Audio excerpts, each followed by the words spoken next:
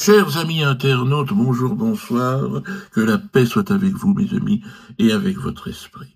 Hommage à Aboubacar Cissé, ce jeune homme noir de 25 ans qui a été exécuté, on peut le dire, vendredi dernier de 50 coups de couteau dans le dos, dans une mosquée du sud de la France.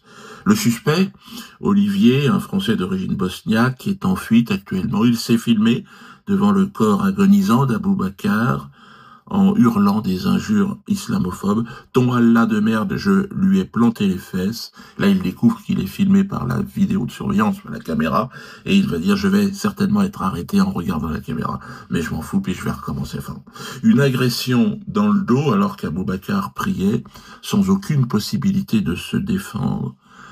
Alors, la classe politique française, égale à elle-même, s'est fondue de très timide réaction, mais aucune personne ne s'est déplacée sur place.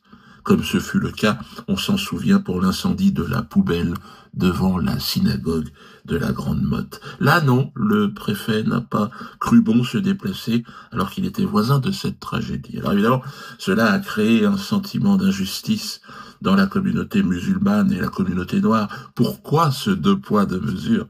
C'est une vraie question, hein. Comme si un noir musulman n'avait pas la même valeur qu'une poubelle installée devant une synagogue. Alors c'est vrai que ça a vraiment choqué beaucoup de monde. Cela, évidemment, n'a aucun rapport avec nos compatriotes de la communauté juive qui aussi en souffrent de ce genre de choses. Mais c'est le deux poids, deux mesures qui semble évident et qui choque, si vous voulez. Un sentiment d'injustice de Martinique en Guadeloupe, en passant par la Réunion, Mayotte et les Kanaks, on m'appelle, on me dit, mais alors finalement quoi? Un noir aujourd'hui, la vie d'un noir, ça vaut que dalle.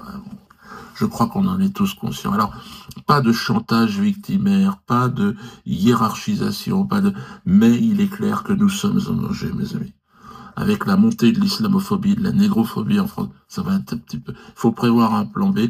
Moi, je suis pèlerin de la Farge, je serai en tournée le 3 mai, l'île Valenciennes, venez rire avec moi, autrement dans mon Dieu d'autre bus à Paris, et puis, hommage à toi,